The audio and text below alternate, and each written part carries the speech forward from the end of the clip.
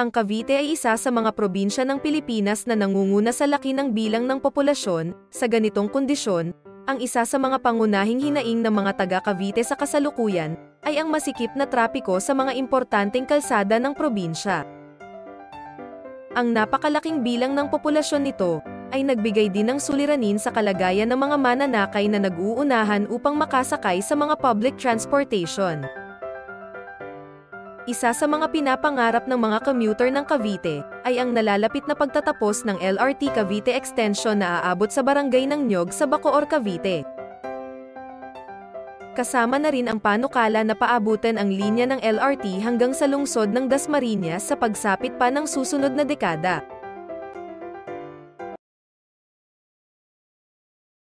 Habang nangangarap ang mga taga-Cavite na matapos ang LRT Cavite Extension, maniniwala ka ba na 118 taon na ang nakakalipas?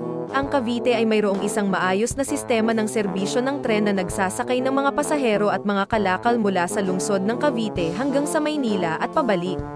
Sa pagkakataon pong ito, ipaglilingkod ng Cavite Studies Center ng De La Salle University Dasmariñas ang pagbabalik tanaw ukol sa naglahong serbisyo ng tren na tinatawag na Manila Cavite Line. Kaya inaanyayahan po namin kayo, na samahan po kami sa aming ginawang pag-aaral. Sa pamamagitan po ng timetable ng Manila Railway Company, noong 1908, atin pong babakasin ang mga landas na minsang nilatagan ng tren sa Cavite, at ang mga istasyon na nagsilbing sakayan at babaan ng mga pasahero nito, at titingnan po natin ang hitsura ng mga ito sa ating kasalukuyang panahon. Ang serbisyo ng tren magmula sa Tutuban ay dumadaan sa pangunahing himpilan sa Paco, at lumalagos sa iba't ibang mga istasyon sa Kamaynilaan, Pasay, Parañaque, at Las Piñas.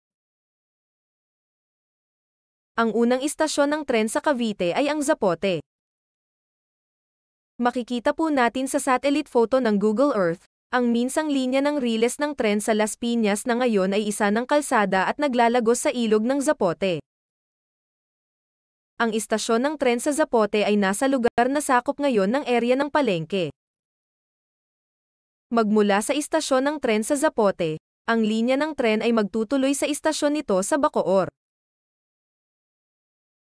Sundan po natin ang dinaanan ng linya ng tren magmula sa Zapote, ay makikita pa ang isang makitid na kalsada na nakaharap sa himpilan ng pulisya at maglalagos hanggang sa poblasyon ng Bacoor.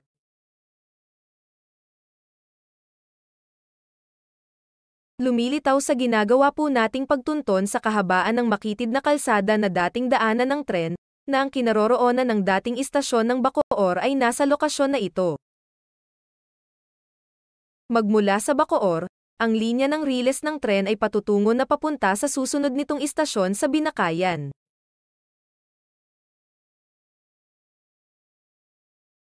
Lumilitaw na ang kalsadang Ginto, sa barangay ng Banalo sa Bacoor, ang dating nalalatagan ng riles ng tren at dumadaan ito sa isang railway bridge na tumetawid ng Ilog Imos. Ang bahagi ng lugar na malapit sa kinatatayuan ngayon ng DENR Building, sa Binakayan ang siyang dulong bahagi ng rail bridge na tinatawiran ng tren mula sa Banalo hanggang sa kalye ng Kongbalay. Kung papansining mabuti, ang pagitan ng dalawang pampang ng Ilog Imos base sa satellite photo ng Google Earth ay mapapansin ang ganitong kaayusan. Sa pagtawid ng Ilog Imos, ang linya ng riles ng tren ay magdadaan sa kahabaan ng Binakayan sa pamamagitan ng kalye Kongbalay, hanggang marating sa istasyon ng Binakayan. Ilan sa mga impormante ng researcher, ang nagsasabi na ang istasyon ng tren ng Binakayan ay nasa tapat ng sementeryo at rice mill, sa ganito ang dating maluwang na bakuran sa boka na ng Binakayan Elementary School, ang siyang site ng istasyon ng tren. Magmula sa istasyon ng Binakayan, ang linya ng riles ng tren ay magtutuloy-tuloy sa kahabaan ng makitid na kalsada na tinatawag na tramo, o sa kasalukuyan ay tinatawag na daang bakal, hanggang makarating sa lugar ng Gahak sa Kawit na minsang kinaroroonan ng istasyon ng tren. Wala nang nakakaalam kung saan naroon ang dating istasyon ng tren ng Kawit, subalit masasapantahan na ang lugar na kinatitirikan ngayon ng mga infrastrukturang panggobyerno, sa kalsada ng daang bakal ang posible na siyang kinatatayuan noon ng istasyon ng tren.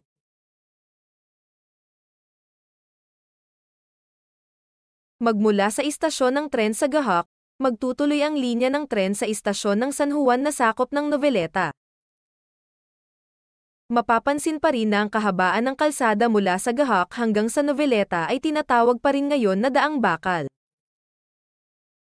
Ito ay umaayon sa matandang mapa ng ilang area na nagpapakita ng linya ng kalsada na dinaanan ng mga riles ng tren.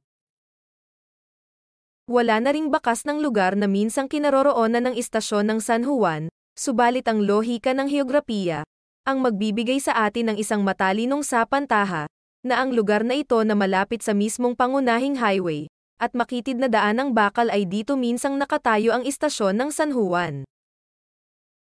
Kung mapapansin na mula sa istasyon ng San Juan, hanggang sa susunod na istasyon ng Noveleta ay halos 3 minuto lamang, na nagmumungkahi ng kalapitan ng dalawa.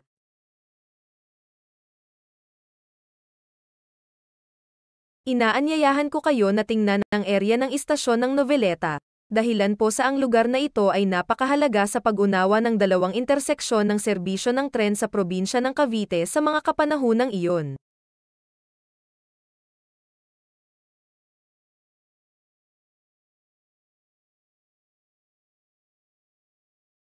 Magmula sa istasyon ng San Juan, tatahakin ng daan ng bakal ang dulo ng riles sa lugar ng istasyon ng Noveleta.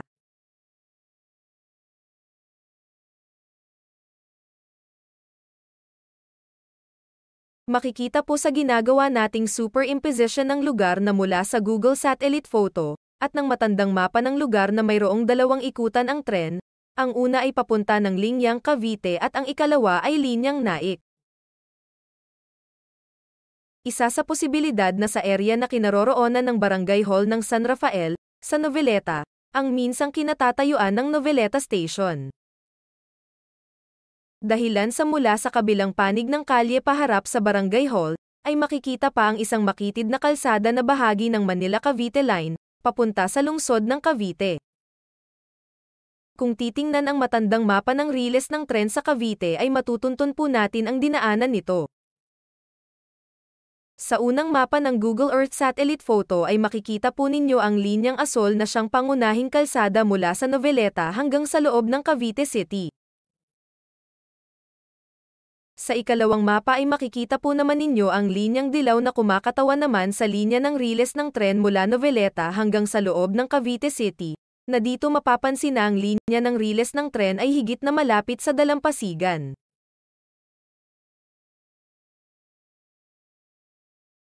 Ang lumilitaw na ang pinakadulong bahagi ng linyang Manila-Cavite Line ay ang istasyon ng San Roque, kung saan ang tren ay iikot na pabalik sa Maynila. Mula sa litrato na makikita sa Facebook page ng Philippine Train Enthusiasts and Railfans Club, ay makikita ang istasyon ng San Roque. Halos 120 taon na ang nakakalipas ay ito na ang mukha ng dating istasyon sa kasalukuyang panahon. Sa kasunod pong video ay amin namang ipapakita sa inyo ang linya ng riles ng tren at ang mga lugar na minsang mga naging istasyon nito, magmula sa Manila hanggang Naik, kaya huwag po kayong magsasawa na subaybayan ang mga ginagawang pag-aaral ng Cavite Studies Center sa kasaysayan at mga kaunlaran sa probinsya ng Cavite.